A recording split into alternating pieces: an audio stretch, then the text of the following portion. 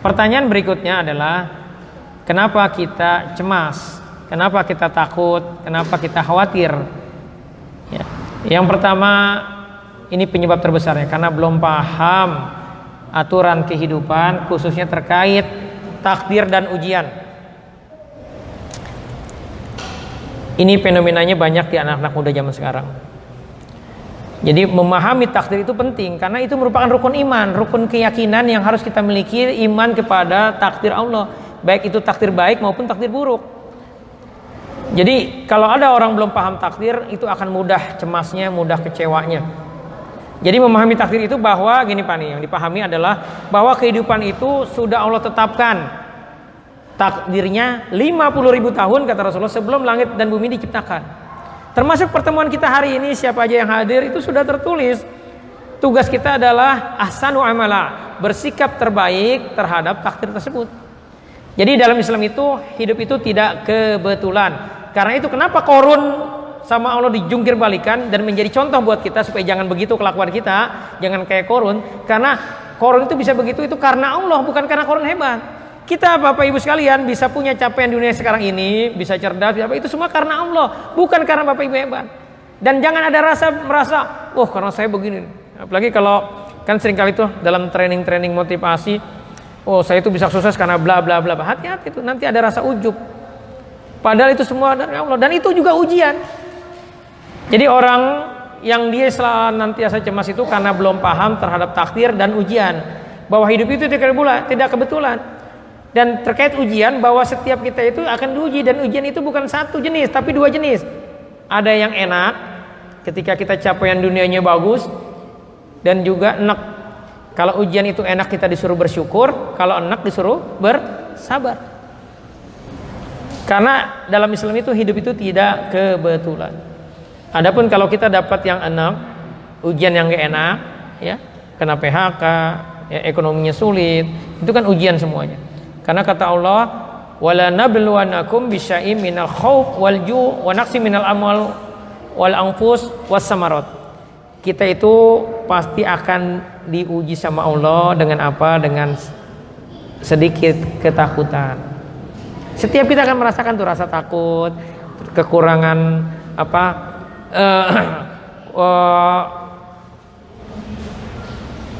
Kekurangan harta, ada keluarga yang meninggal, diuji dengan kelaparan ya, kurang buah-buahan, tapi kata Allah wabasyiris sabirin, berikan kabar gembira kepada orang-orang yang sabar. Siapa orang sabar itu? Kata Allah kriterianya adalah alladzina idza asabathum musibatun qalu inna lillahi wa inna ilaihi rajiun.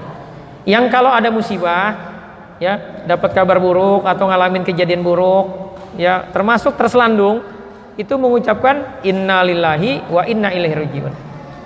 Ini adalah ucapan yang disebut sama ulama istirja.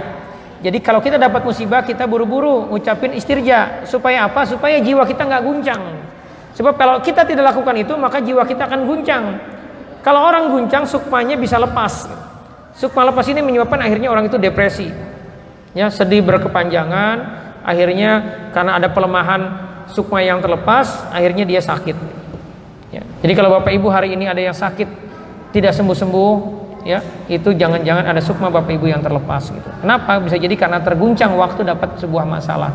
Makanya harus mengucapkan istirja, innalillahi wa inna ilaihi rajiun, bahwa sesungguhnya itu dari Allah dan semua akan kembali kepada Allah ya. Jadi banyak orang bermasalah karena belum paham aturan kehidupan, bahwa hidup ini tidak kebetulan. Dan ujian itu Bapak Ibu sekalian bukan suka-suka kita, tetapi suka-suka Allah. Di Quran Allah ceritakan banyak kisah itu tujuannya untuk menjadi pembelajaran buat kita. Contoh nih buat ibu-ibu ya, ada namanya Bunda Maryam. Maryam itu seorang ustazah ya. Kalau nggak disebut nabi, tetapi kita sebut ustazah, artinya orang yang mensiarkan kebaikan. Apa ujiannya dari Allah? Hamil di luar nikah. Coba logikanya gimana tuh? Itu kan itu benar-benar dijatohin itu. Karena tetangganya semuanya ingin bunuh Maryam, ingin dirajam. Kenapa? Karena bikin malu, mencemarkan, bikin aib. Kita juga kalau jadi tetangganya jangan-jangan nggak percaya kalau Bunda Maryam tidak disentuh laki-laki. Ya. Coba Bu, ya berpikir nggak punya ayah, nggak punya ibu, sendirian, tiba-tiba ujiannya hamil di luar nikah. Itu pasti sedih kita. Ya Allah, tega bener. Mungkin kita begitu kan. Tetapi lihat bagaimana karena dia terbimbing wahyu, ya.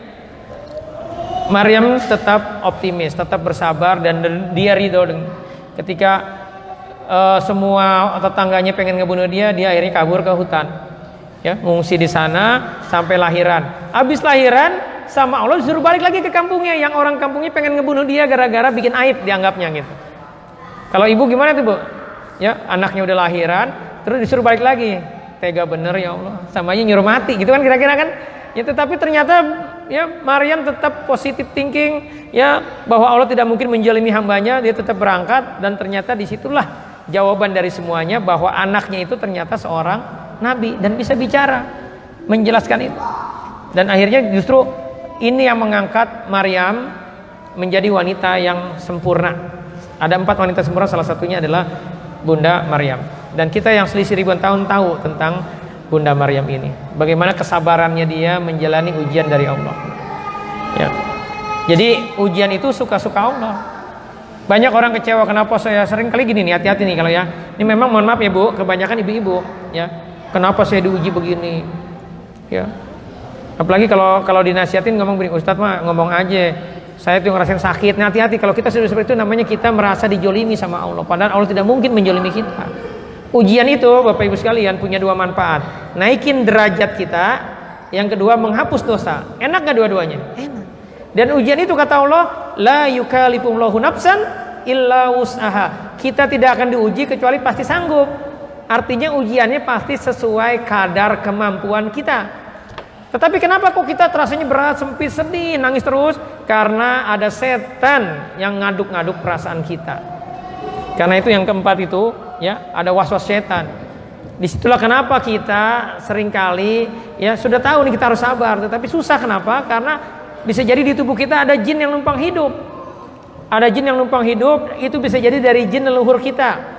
Apalagi Bapak Ibu silakan evaluasi kalau Bapak Ibu ternyata punya leluhur yang punya khodam, atau dulunya jawara yang punya ilmu kebatinan, atau mohon maaf ya, dulunya leluhur itu bisa orang tua kita, bisa kakek nenek ya, bisa di atasnya lagi buyut, bisa di atasnya lagi, yang kalau dia bikin perjanjian dengan jin, itu jinnya nurun kepada kita. Dan bahayanya kalau jin itu sampai senang dengan kita, itu namanya kata Ibnu Taimiyah jadi jin jatuh cinta. Ya, kalau ibu ada jin jatuh cintanya, ada jin laki-laki senang sama ibu akan dominan, akan keras sama suami. Begitu juga bapak, Pak. Kalau bapak ada jin laki-lakinya, bapak juga ada jin perempuannya, maka bapak akan dirangsang terus untuk maksiat karena dia akan minta jatah. Dampaknya apa? Walaupun punya istri tapi sering nonton video porno, sering onani. Itu kenapa? Karena dia mengaduk-aduk terus perasaan menggoda kita.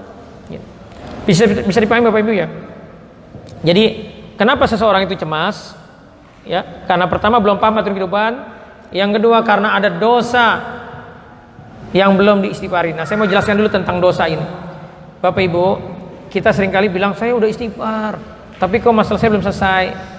Ya, jadi konsep tobat itu Bapak Ibu sekalian, kata para ulama ada 2. Pertama itiraf, tahu dosanya apa. Yang kedua binadam. Nadam itu artinya apa? Menyesal. Jadi kalau kita mau disebut tobat, yang bisa memutus belenggu setan, yang bisa menjernihkan hati kita, karena dosa ini bikin hati keruh. Kalau pengen hati kita jadi lapang, ya, syarat tobat itu adalah pertama tahu dosanya apa, yang kedua diakui, disesali, diistighfari. Banyak orang begini, tentang ibu dibilang sama suami, iya Ustaz, istri saya pemarah. Terus ibu bilang gini nih, iya sih, tapi, nah, tapi itu tandanya ibu nangis tuh, nggak gitu. Padahal anak kita juga nyebut kita pemarah. Begitu juga bapak, ya, dibilang suami istrinya pemarah. Iya jelas aja saya marah, habis istri saya begini. Itu ucapan itu adalah kita belum mau ngaku, belum menyesali. Ini yang disebut belum taubat. Yang namanya taubat itu harus ada unsur menyesal. Ngaku dulu udah salah kita, terus nyesal. Bisa dipahami Bapak Ibu ya? Ini Bapak Ibu sambil dengerin ceramah saya sambil mikir apa yang harus saya istighfarin. Apakah saya termasuk orang yang mudah cemas? Apakah saya termasuk orang yang suka gibahin orang? Mana poin-poin itu? Apakah saya termasuk orang yang belum ridho dengan takdir hidup saya, dengan ujian yang saya jalani? Itu istighfari, karena kita hari ini mau ngeluarin jin yang bersemayam di dalam kesedihan ibu, dalam kesedihan bapak. Kenapa bapak mudah marah? Bisa jadi ada yang bersemayam, yang ngaduk-ngaduk terus.